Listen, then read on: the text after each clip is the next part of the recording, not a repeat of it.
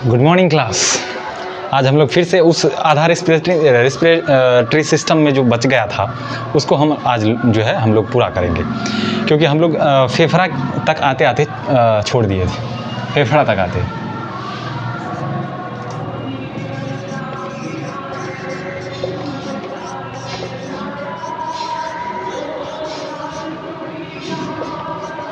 मतलब respiratory system मतलब श्वसन तंत्र। इस श्वसन तंत्र में हम चला रहे थे। जैसे मान के चलो ये है, जैसे ये नाक है, ठीक है, यहाँ से एक मुंह आता है, मुंह, अब यहाँ से ये पाइप आता है, फिर यहाँ से ये पाइप आता है, ठीक है। अब ये पाइप जो आता है, जैसे मान लो ये नाक है, क्या है, नाक, और ये क्या है, मुंह। अब ये जो नाक है यहाँ पे पाया जाता है नासिका छिद्र है, ये देखने जहाँ पे बाल उल पाया जाता है, आप लोग जहाँ देख रहे हैं ये नासिका छिद्र। इसी के जस्ट पीछे होता है नासिका कपाट।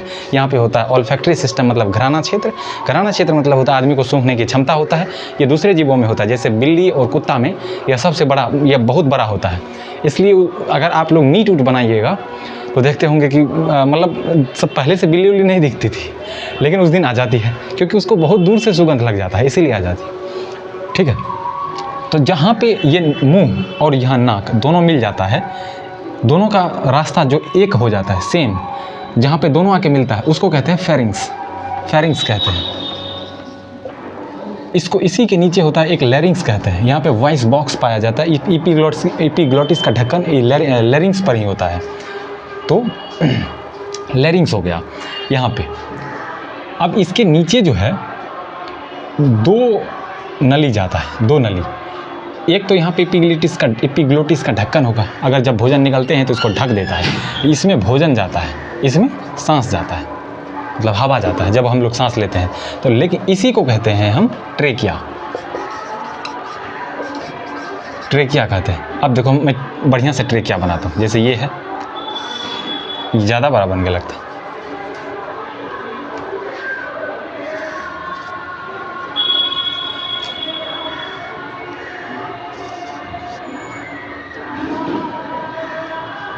थोड़ा ठीक बना लेते हैं, ठीक है।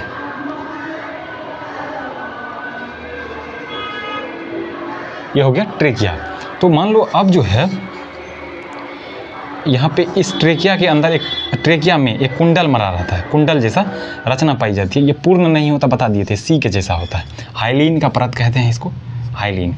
अब इसी ट्रेकिया के बाद ये वाला जो भाग है ट्रेकिया, ये ट्रेकिया है। इसके नीचे जो है, मतलब ये ट्रेकिया दो भाग में बट जाता है, इधर एक, एक इधर। इसी को कहते हैं ब्रोंकाई। ब्रोंकाई कहते हैं। अब ये भाग भी कई भागों में बट जाता है ऐसे। यहाँ पे इस भाग को कहते हैं ब्रोंकियोल्स।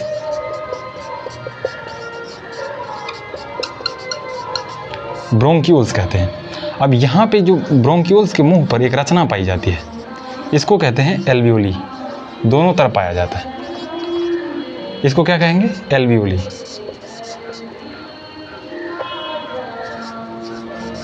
एल्वियोली कहते हैं इसको। ये जो आप घुमा घुमा हुआ देख रहे हैं, इसको खोलना पड़ेगा लगता है। थोड़ा इंक डाल देते हैं, तब तक जो है आप लोग थोड़ा देखिए। 1 मिनट, मतलब 1 मिनट लेंगे नहीं, बस 30 सेकंड लेंगे।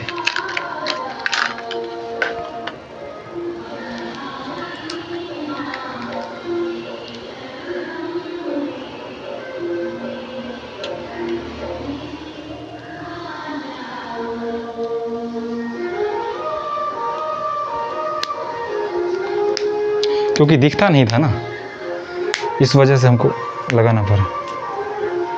देख रहे हैं अभी ये नौटंकी कर रहा है। हाँ, हो गया।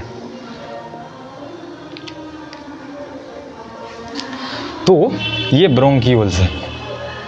क्या है ये, एल्वियोली है। अब देखो इसको जो है हम लोग क्या कर देते हैं, घेर देते हैं। यही है फेफड़ा हम लोगों का, यही है फेफड़ा। ये क्या हो गया, फेफड़ा है।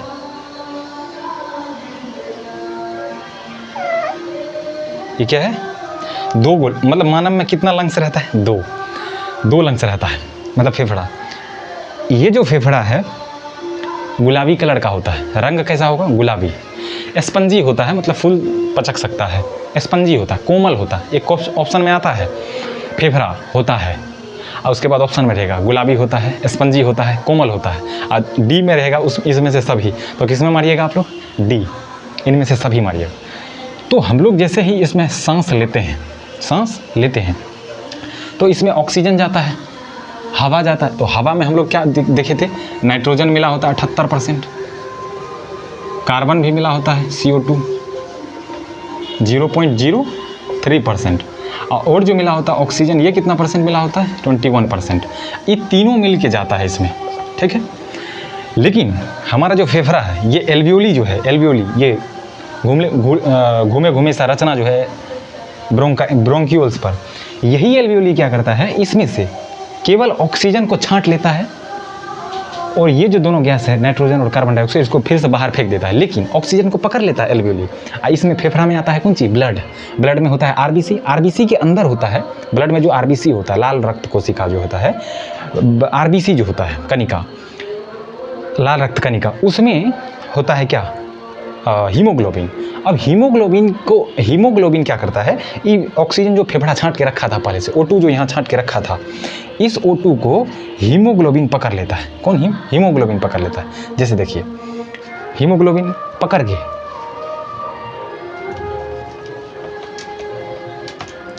जैसे ये हो गया लंग्स हो गया, ये हो गया बॉडी।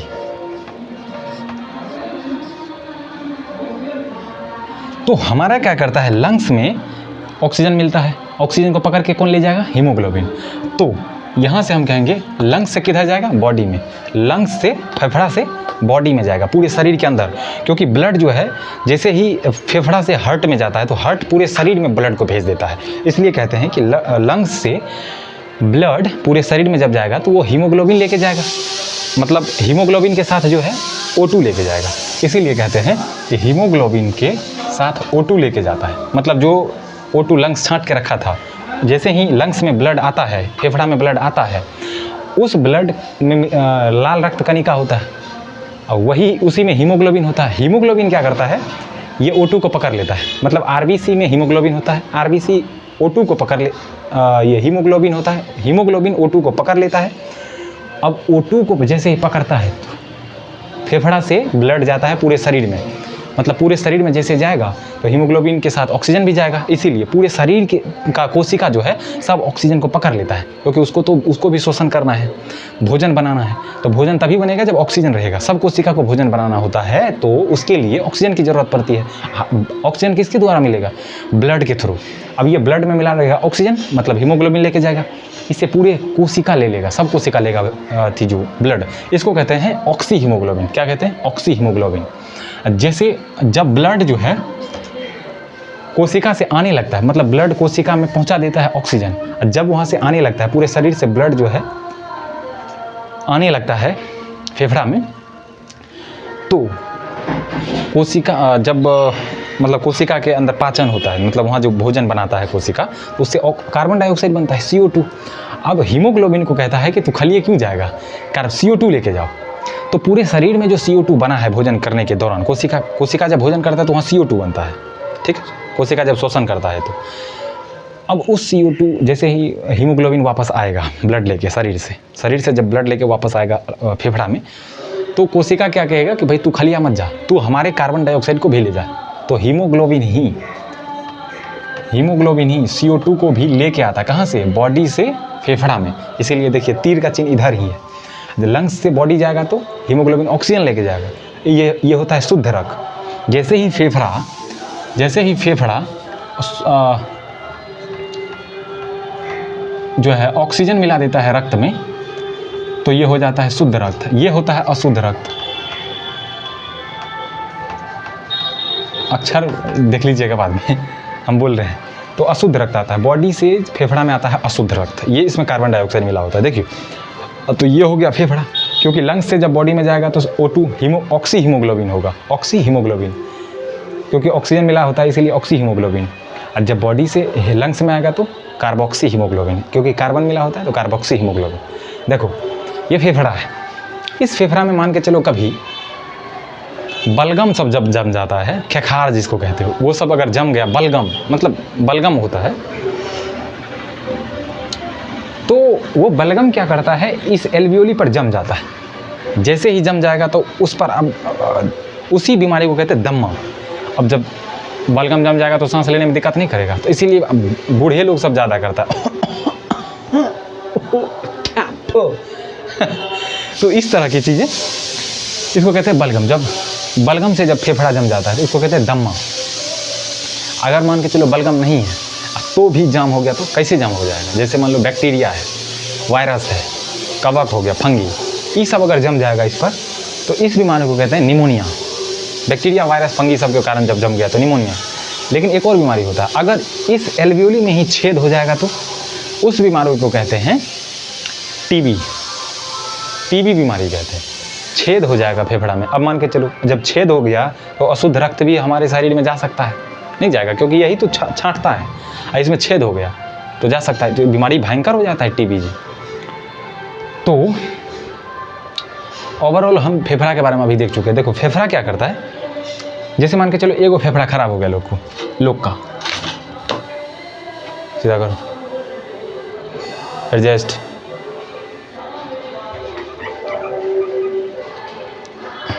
ठीक है।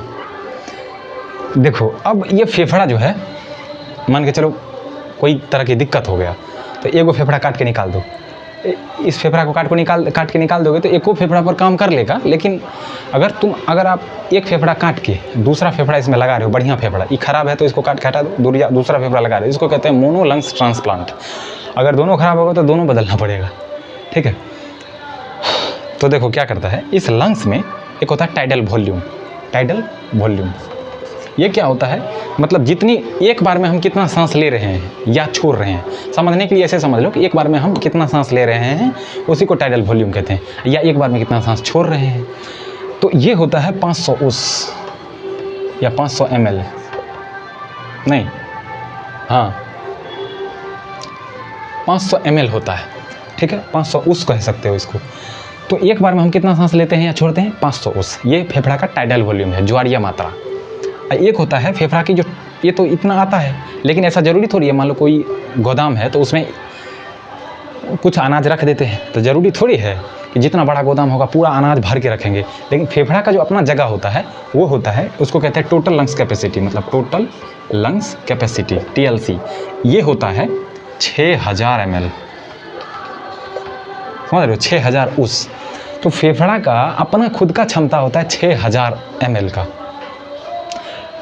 6 लीटर कह सकते हो, और आता कितना है, 500। तो इसीलिए कहते हैं फेफड़ा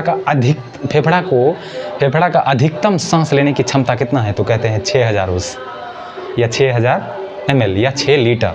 तो ये कहते हैं, समझ रहे हैं आप, इसको ये चीज़ कहते हैं। जैसे मान के चलो अगर कोई व्यक्ति बीमार पड़ गया, वो सांस लेने की स्थिति में नहीं है, तो उसको ऑक्सीजन कैप पहना दिया जाता है। यहाँ पे आप देखते होंगे सांस लेते रहता है, तो वो तो फिर भी नाक तक सांस दे देता है। लेकिन कुछ और भयंकर बीमारी हो गया, ICU सब में चल गया, तो उसको क्या करता है, वेंटिलेटर पर रखा जाता है। जैसे ऑक्सीजन का पाइप जो है, मतलब मशीन रहता है सिलेंडर, उसके पाइप जो है ये ट्रेकिया में घुसा देता है, यहाँ इस ट्रेकिया में घुसा देता है।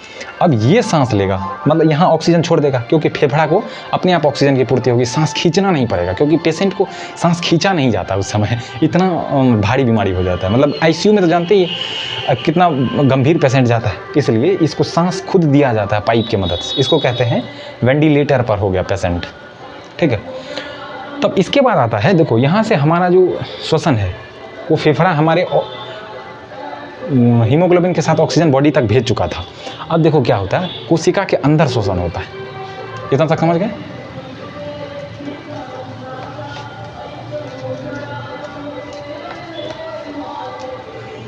देखो कई बार होता क्या है, जैसे गोताखोर जब पानी में जाता है, मतलब समुद्र में जाता है, तो गोताखोर क्या करता है, ऑक्सीजन के साथ हीलियम मिला लेता है। वो हीलियम हल्का भी होता है और चीज़ों की तरह से भी बढ़िया होता है, समझ रहे हैं, हल्का भी होता है और भी चीज़ें बढ़िया होता है।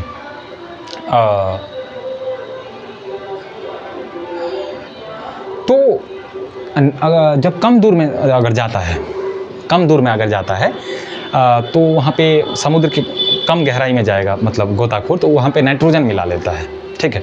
क्योंकि ज़्यादा गहराई में जाएगा तो वहाँ पे नाइट्रोजन अगर मिलाएगा तो नाइट्रोजन जो है अंदर जाके, क्योंकि हमारे बॉडी को तो नाइट्रोजन की ज़रूरत होती नहीं है, लेकिन अगर नाइट्रोजन मिला देंगे तो हमारी बॉडी भी लेगा, तो वहाँ पे दिक्कत कर जाता है, क्योंकि उसको भ्रम पैदा हो जाता है। मतलब वो उसको ऐसा नहीं कह सकते हो कि कुछ पहचान ही नहीं आता है, मतलब कि यहाँ हम कहाँ पे हैं। ऑक्सीजन की सिलेंडर खोल देगा, समझता है कि हम एकदम क्लब में घूम रहे हैं, मतलब कहीं पे हैं। तो ये सब भ्रम हो जाता है कि रास्ता का पता भी नहीं चलता उसको, इसलिए नाइट्रोजन नहीं लेते। देखो उसके बाद क्या होता है, जैसे मानव जो है 1 मिनट में कितनी बार सांस ले लेगी? 1 मिनट 16 से 18 बार लेता है, मान के चलो। हमारा टाइडल वॉल्यूम कितना था? 500। 1 मिनट की बात कर रहे हैं, ये तो एक बार के लिए है, ये तो एक बार के लिए है, लेकिन हम 1 मिनट में की बात कर रहे हैं। 16 बार लेता है मान के चलो, तो 16 पंचे 80 है, मतलब ml 8 लीटर हो गया। 1 मिनट में हम 8 लीटर सांस ले लेते हैं। अब समझ लो,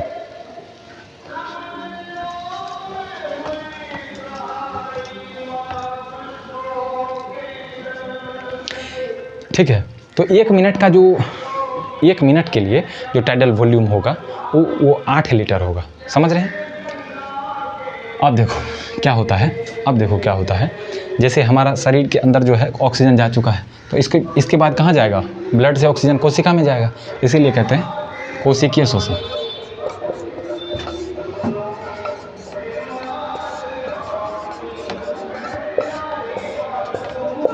देखो ये 2 तरह का होता है, एक तो होता है ऑक्सी श्वसन,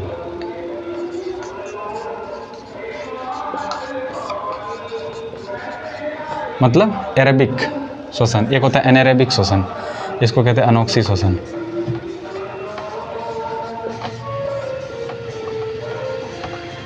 एनेरेबिक श्वसन इंग्लिश में कहते हैं। ये अनॉक्सी श्वसन देखो कैसे होता है, जैसे हमारा जो ब्लड है वो ऑक्सीजन पहुंचा दिया कोशिका में, लेकिन कोशिका के अंदर देखो, जैसे ये कोशिका है, इसमें होता है न्यूक्लियस, यहाँ पे बाद में होता है द्रव, मतलब कोशिका द्रव, साइटोप्लाज्म, ठीक है, इंग्लिश में कहते हैं साइटोप्लाज्म। ये जो लिक्विड है इसमें ऑक्सीजन मिल जाता है, तो हमारा जो पचा हुआ भोजन है वो इसमें जा चुका होता है, ग्लूकोज, पचा हुआ ग्लूकोज जो है इसमें जा चुका होता है। तो यहाँ पे लेकिन ऑक्सीजन नहीं होता है, यहाँ पे ऑक्सीजन नहीं होता। ऑक्सीजन होता कहाँ है? माइटोकॉन्ड्रिया में। कोशिका के अंदर एक कोशिकांग होता है माइटोकॉन्ड्रिया, उसमें ऑक्सीजन होता है। यहाँ इसमें ऑक्सीजन नहीं पाया जाता, लेकिन इसमें पहले से 4 ATP रहता है। कितना? 4 ATP।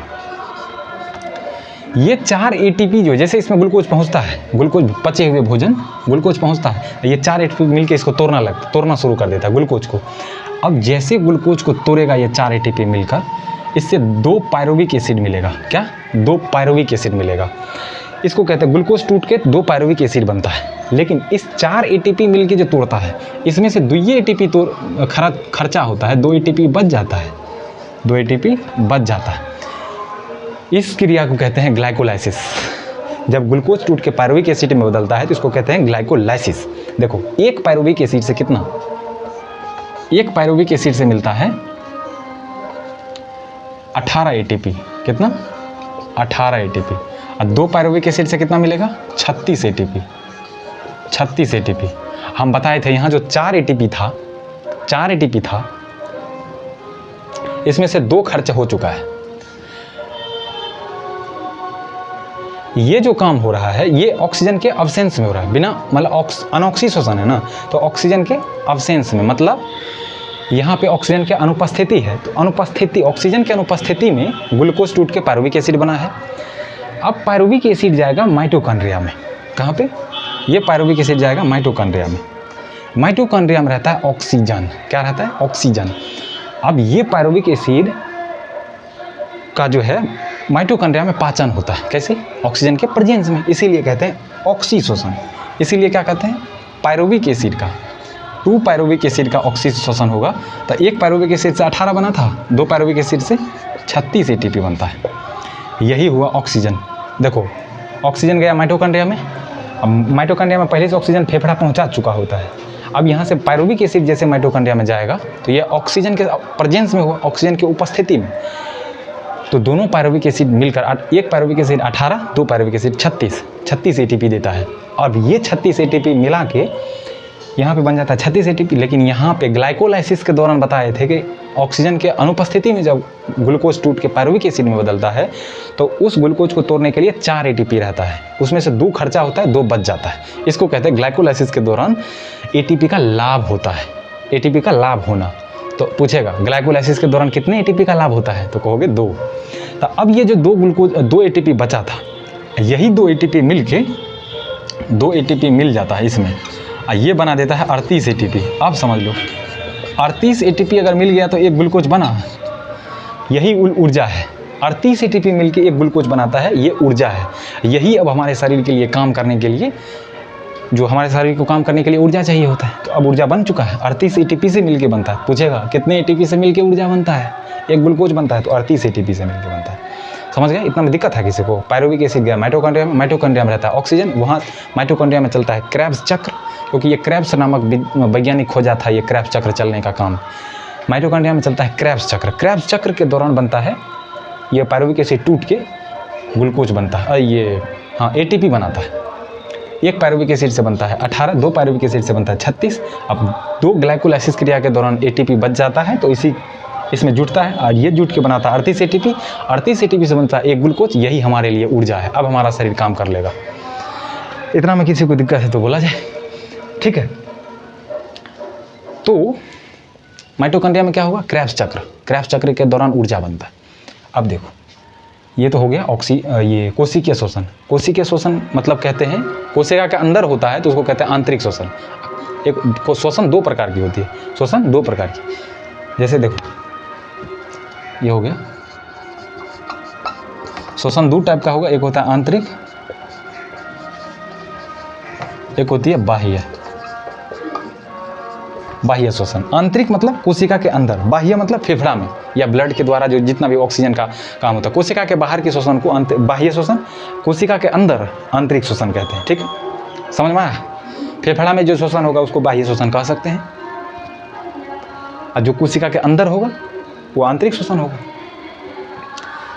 तो शोषण 2 प्रकार की होती है। एक होती है कि ये जो श्वसनीय पदार्थ है, क्या क्या है, हमें से किससे ऊर्जा मिल सकता है, किस किस चीज़ों से ऊर्जा मिल सकती है, इसी को श्वसनीय पदार्थ का मतलब क्या है? शोषण देख रहे हैं। शोषण हम लोग समझते थे पहले कि नाक से हवा खींच लिए तो यही शोषण हो गया, नहीं, ऊर्जा बन रहा है। शोषण मेन काम यहाँ है। ये देखिए कोशिका के अंदर शोषण हो रहा है भाई साहब, है जी? हाँ जी। तो देखो ये जो कोशिका के अंदर शोषण हो रहा है, यहाँ मेन काम शोषण का हो रहा है कि कोशिका के अंदर ग्लूकोज ऊर्जा बनाना है, यहाँ शोषण हो रहा है। शोषण खींचना नहीं सिर्फ होता है, कोशिका के अंदर शोषण का मेन काम ऊर्जा बनाने के लिए होता है। नहीं तो हमारे शरीर को हवा लेने की क्या ज़रूरत थी? हमारे शरीर हवा लिए थोड़ी बना था, अब ऊर्जा की ज़रूरत पड़ गई तो हवा खींचना पड़ रहा है।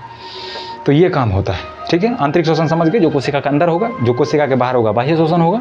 अब देखो उस श्वसनीय पदार्थ किसको कहते हैं, मतलब जिससे हमको ऊर्जा मिलेगा। श्वसनीय पदार्थ, श्वसन का मतलब होता है कि हमें भोजन को तोड़ के ऊर्जा बना देना।